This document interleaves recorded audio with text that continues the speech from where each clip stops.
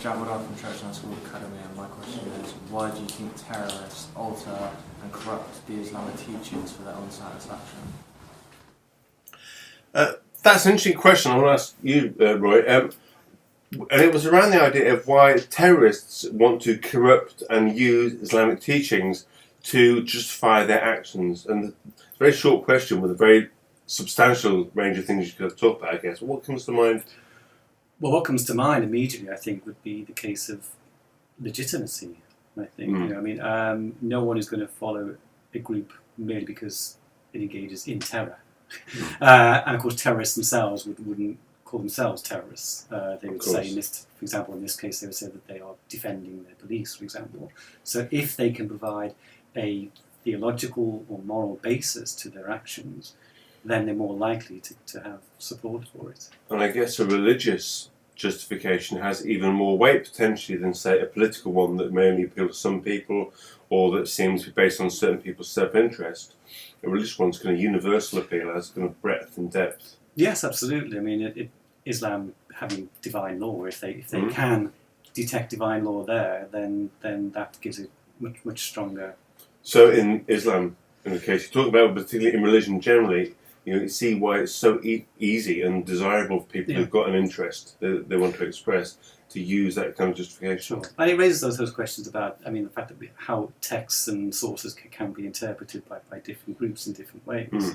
There are sources, you can go to the Quran where it talks about beheadings, for example, so it's in there.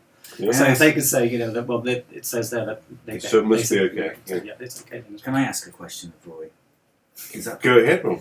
I suppose that I felt underneath that question, which is sometimes something you get in the press and the media online, is there something intrinsically in the nature of Islam that makes it more susceptible to terrorism than other religions? But I doubt that's the case, is it? I doubt that's the case as well. I think you probably look to any religion, including, I think, Buddhism as well. I think where that's possible.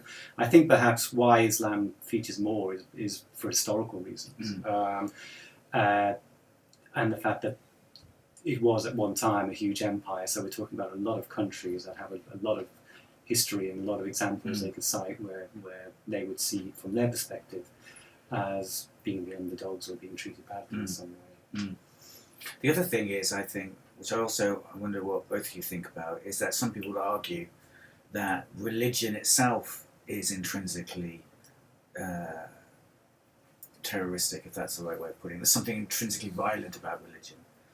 And the religion that naturally leads to kind of violent acts. That's I think, a really interesting way of viewing it, because it's quite contrary to the position we often get told, or we often hear. And people will say Islam is the religion of peace. People will say Christianity is the way of peace. Almost all religions say their way of peace.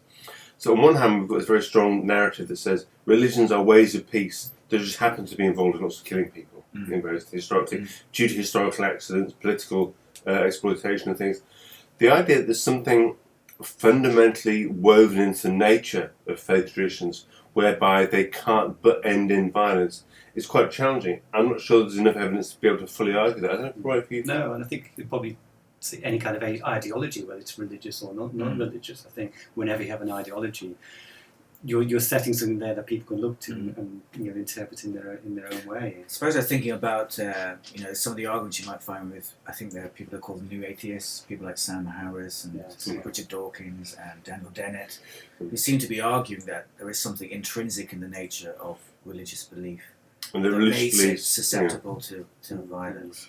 And I think any belief that claims to have a legitimacy, to use your term, that lies beyond the physical, a kind of metaphysical warrant, is really dangerous in that it's open to abuse. If you can persuade people the reason they need to do these things, which seem immoral and seem unethical, but actually is for this greater reason. But of course we find other arguments about greater reasons in other contexts. So people talk about the greater good in kind of Maoist contexts. When people say, well, I'm sorry we need to kill all the intellectuals, but it's for the greater good of society. So people can either use a metaphysical principle of divinity, or you might have some other derived ethical principle of the greater good. But when people want to use people as if there's a means to an end, then you're in danger.